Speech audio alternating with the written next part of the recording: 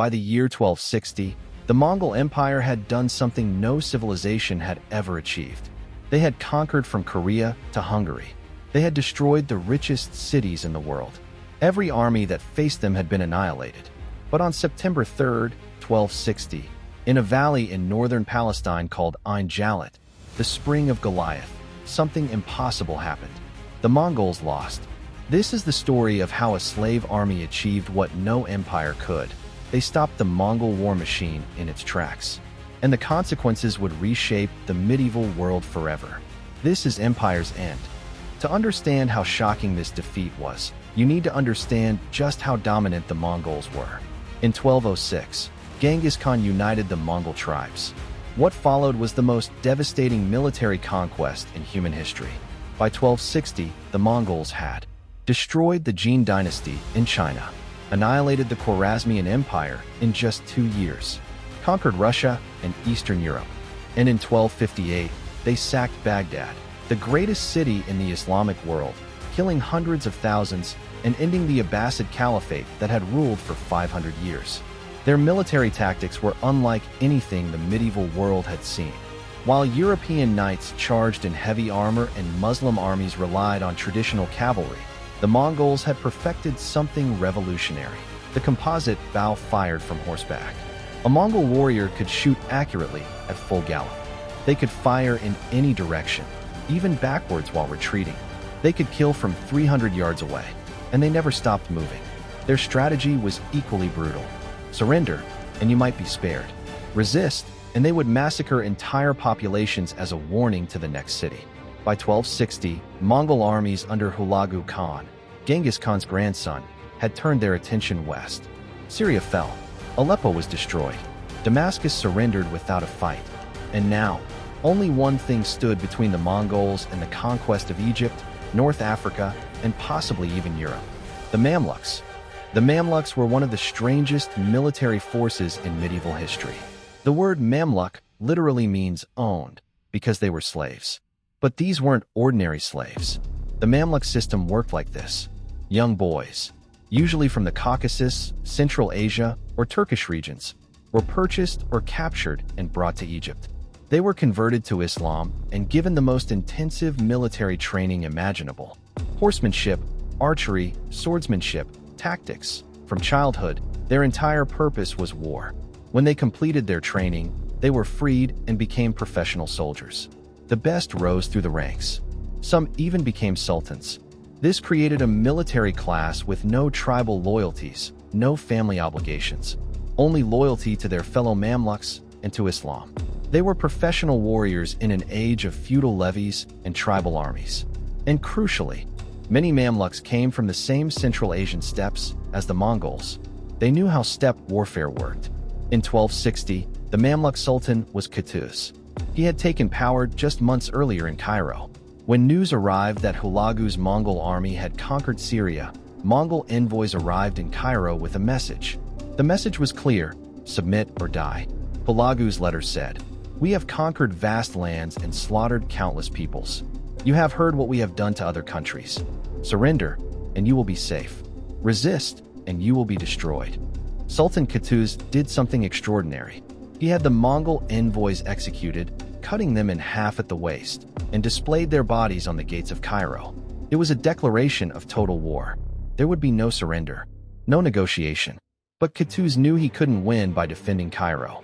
He needed to strike first, before Hulagu's full army could advance into Egypt. There was one problem. Hulagu had just received news that the great Khan monk had died in China. Mongol law required the princes to return to Mongolia for the election of a new Khan. Hulagu withdrew with most of his army, leaving behind a force of about 10,000 to 20,000 men under his general Kitbuka. This was the moment. The Mamluks would never get a better chance. Qutuz gathered his army and marched north into Palestine. The Mamluk army that marched out of Egypt numbered around 20,000 men. Leading the vanguard was a general named Baybars, who would become one of the most legendary warriors in Islamic history. The plan was risky. Qutuz was marching into Mongol-controlled territory. If Hulagu returned with his main army, the Mamluks would be trapped and destroyed. In early September 1260, the two armies converged near a place called Ain Jalut, the Spring of Goliath, in the Jezreel Valley in northern Palestine. The Mongol commander Qutuz was confident. His forces had never lost a major battle. The Mamluks were just another army to be destroyed. But Qutuz had studied Mongol tactics carefully. He knew the Mongols relied on a specific pattern. First, they would send light cavalry to harass and probe the enemy. Then, they would feign retreat, drawing the enemy into pursuit. Finally, when the enemy was disordered and exhausted, the main Mongol force would envelop them from the flanks and destroy them. This tactic had worked against the Hungarians, the Russians, the Persians, the Chinese, everyone. Qutuz decided to turn the Mongol strategy against them. On September 3, 1260, the battle began. Baybars led the Mamluk vanguard forward, deliberately exposing his forces to draw out the Mongols. The Mongol cavalry charged, raining arrows on the Mamluks. Then, Baybars did exactly what the Mongols expected. He retreated. The Mongols pursued, thinking they had broken the enemy. This was the pattern they knew. The enemy always broke. But Baybars wasn't broken. He was leading them into a trap. The Mamluk vanguard fell back into the valley, drawing the Mongols deeper. And that's when Qutuz sprang the trap. Hidden Mamluk cavalry units emerged from the hills on both flanks. The Mongols suddenly found themselves in the killing ground, the exact position they usually put their enemies in. The battle became a brutal melee. Unlike previous enemies, the Mamluks didn't panic. They were professional soldiers who had trained their entire lives for this. And they fought with a ferocity the Mongols hadn't encountered before. Contemporary accounts describe the fighting as devastating. This wasn't a battle of maneuver anymore. It was a close-quarters slaughter. Qutuz himself led the Mongol center in a desperate counterattack. He fought personally in the thick of the battle. But the Mamluks held. For hours, the two sides clashed. The Mongols tried to break through. The Mamluks held the line. And then, the impossible happened. The Mongol lines began to waver. Then they broke. For the first time in generations, a Mongol army was in full retreat. Qutuz, the Mongol commander, was captured. Brought before Sultan Qutuz, he reportedly said, "You have won today because Hulagu is absent. When he hears of this, he will return and destroy you all." Qutuz had him executed on the spot. The Mongol army was shattered. Those who escaped fled back toward Syria, pursued by Mamluk cavalry who showed no mercy.